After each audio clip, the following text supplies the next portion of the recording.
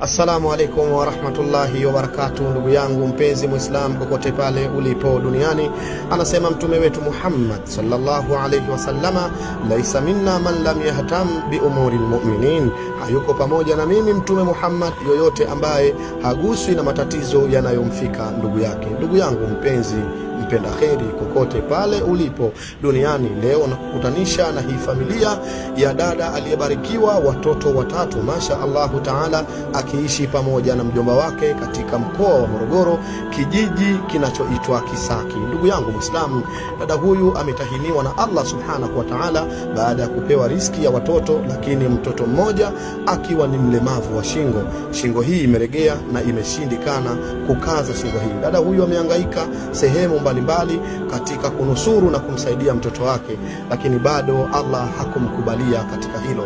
Lakini kikubwa kinachomuumiza ni zile gharama za kufuatilia matibabu ya mtoto wake. Hivyo basi tiba ipo, lakini namna ya kuyafikia yale matibabu kutokana na gharama na hali yake kuwa nzito na hali ni ngumu, kwa kuwa anamlea mjomba wake, mjomba ambaye hali yake naye pia ni ngumu na ana maradhi ya miguu, hawezi kutembea na ameishiwa nguvu. Kama mnavyomuona akiamka akitaka kujaribu kutembea kwa kutetemeka, hawa wote wanamtazama huyu binti. Subhanallah, ndugu zangu Waislamu, hakika wanaishi katika mazingira mazito sana, hakika wanaishi katika mazingira magumu sana. Na kualika wewe mpenda kheri, wewe unayependa kujitolea katika njia ya Allah subhanahu wa ta'ala, jua ya kuwa katika kutoa kile unachokitoa hakuna majuto ndugu yangu, kwa sababu sadaka unayoitoa inakwenda katika benki iliyoandika ma indakum yanfadhu wa ma inda Allahi baq. Mlivyo navyo nyinyi ni vyenye kuondoka, lakini vile mnavyoviweka kwa Allah subhanahu wa ta'ala, ndugu zangu, ni vyenye kubakia. Mimi naitwa Husna Idi, nakaa Morogoro vijijini. Mona na watoto watatu, mmoja wawili sio walemavu, ila mmoja mlemavu wa shingo, na mgonjwa hapa mjomba wangu ndo naekaa nayo. Yote wananiangalia mimi. Mona nilikuwa naomba msaada ili serikali inisaidie, ndugu zangu wote wanisaidie. Na watoto baba yao kakata, kanitelekeza.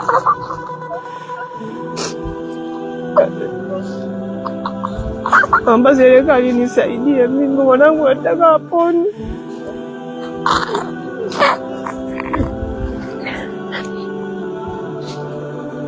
Mimi huyu ni mpo wangu Tayo, ndio ana matatizo kama hayo watoto, na mimi mwenyewe niko mikononi mwake ananihudumia. Kwa hiyo tulikuwa tunaomba msaada wenu umsaidie huyu mama, sababu yeye ndani ya nyumba ndio baba, ndio mama. Baba hapo tukawakimbia bado wachanga kabisa, kawatelekeza mpaka sasa hivi yupo nao peke yake. Kwa hiyo kila anachoyumba anashindwa kujihudumia. Kwa hiyo mambo tatizo ni hayo, na mimi mwenyewe naumwa hapa, miguu haifanyi kazi, tembea kwangu tabu.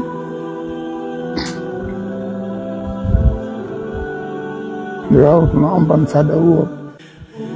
Nachowaomba sisi kama The Ikram Foundation, ndugu zangu Waislamu kokote pale mlipo, tuguswe na hali ya huyu dada, insha Allahu taala, mwenye kidogo mwenye kikubwa, tuweze kuunganisha nguvu zetu kwa pamoja, tumsaidie matibabu ya huyu mtoto, huyu dada, ndugu zangu Waislamu, lakini pia tumsaidie kumfanyia walau marekebisho ya hii nyumba yake ya nyasi inayoanguka anayoishi pamoja na huyu mjomba wake. Ndugu zangu Waislamu, machozi yanambubujika na machozi yanamtoka, hayamsi machozi ya furaha ndugu zangu, ni machozi yaliyoambatana na maumivu makali juu ya kile anachokipitia katika maisha yake. Ndugu yangu Muislamu, Waswahili wanasema leo zamu yake, lakini kesho huenda ikawa zamu yako wewe. Hivyo basi hasibu anfusakum kabla an tuhasabu, tuzihisabu nafsi zetu ndugu zangu kabla pale ambapo hazijahesabiwa. Allah subhanahu wa ta'ala anatuahidi ya kuwa irhamu man fil ardhi yarhamukum man fis samaa. Ndugu zangu, mkiwahurumia viumbe waliopo ardhini, atakuhurumieni yule aliye juu ya mbingu saba, Allah subhanahu wa ta'ala. Shukran lakum ndugu zangu, jazakumullahu khaira. Assalamu alaikum wa rahmatullahi wa barakatuh.